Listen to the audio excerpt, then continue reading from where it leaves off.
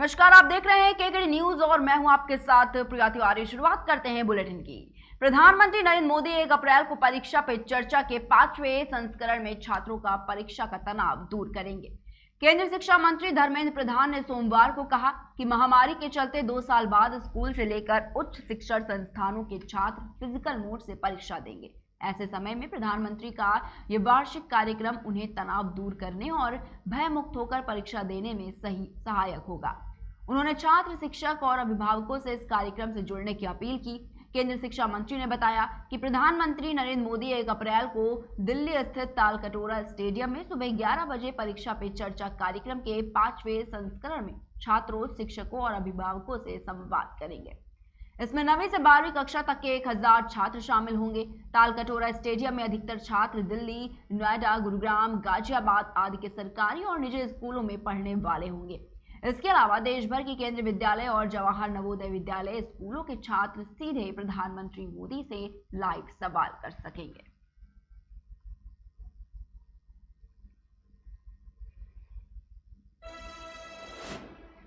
उत्तराखंड कांग्रेस के उपाध्यक्ष अकील अहमद पर पार्टी ने सख्त कार्रवाई की है। अकील अहमद को मीडिया में बेवजह बयानबाजी करने की वजह से पार्टी ने 6 साल के लिए निष्कासित कर दिया है।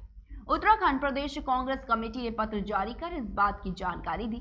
इस पत्र में अकील अहमद को मेंशन करते हुए पार्टी ने लिखा है कि विधानसभा चुनाव के दौरान और उसके बाद मीडिया में जारी बयानबाजी आपके पद की गरिमा के अनुकूल नहीं है।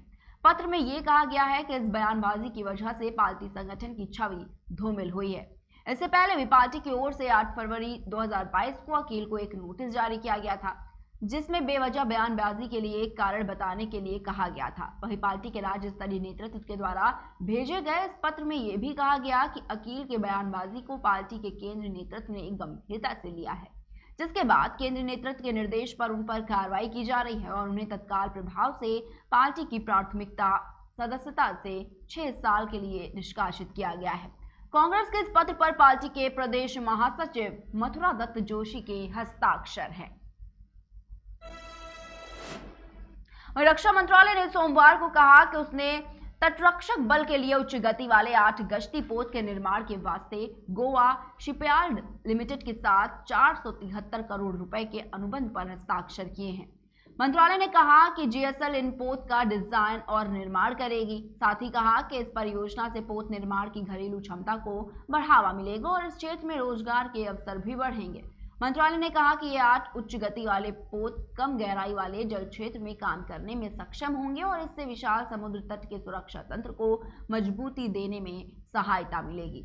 यह अनुबंध भारत को एक रक्षा विनिर्माण केंद्र बनाने के सरकार के संकल्प को और बढ़ावा देगा, जो न केवल घरेलू जरूरतों को बल्कि निर्यात बाजार को भी पूरा करता है। प्रत्येक तटरक्षक जिले में 1 या अधिक तटरक्षक स्टेशन होते हैं और इसके अलावा समुद्र तट के साथ विभिन्न स्थानों से हवाई संचालन के लिए तटरक्षक वायु स्टेशन और एयर इनक्लेव है।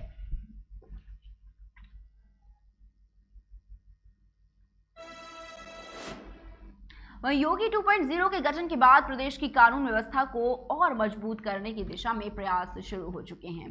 सीएम के निर्देश पर सोमवार को गृह विभाग ने पिछली सरकार के बीते 1 साल के दौरान हुई निरोधात्मक कार्रवाइयों की समीक्षा की है।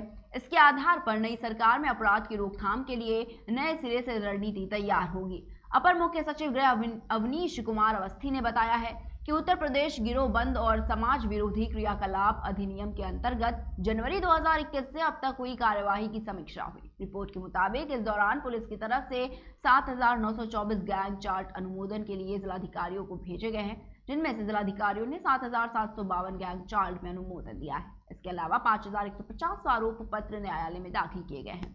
लाइसेंसी असलहों के दुरुपयोग को रोकने के लिए अब तक पुलिस ने 2041 लाइसेंस निरस्त करने की सिफारिश भी की है।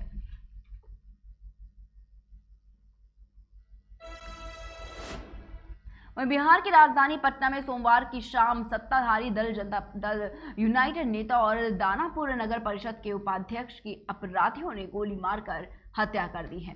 मिली जानकारी के मुताबिक वे दानापुर से विधानसभा का चुनाव लड़ने की तैयारी कर रहे थे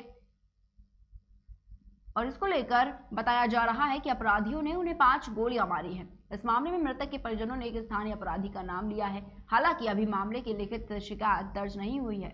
मृतक ने कुछ ही दिनों पहले होली मिलन समारोह कराया था और इसमें जनता दल यूनाइटेड नेता उपेंद्र कुशवाहा और भाजपा के बड़े नेता भी शामिल हुए थे।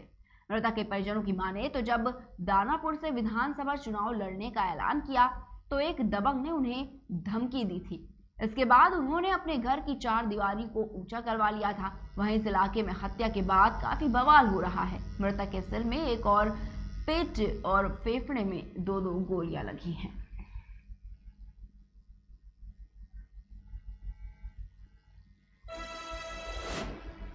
फिलहाल के बुलेटिन में इतना ही। बने रहिए केकेडी न्यूज के साथ।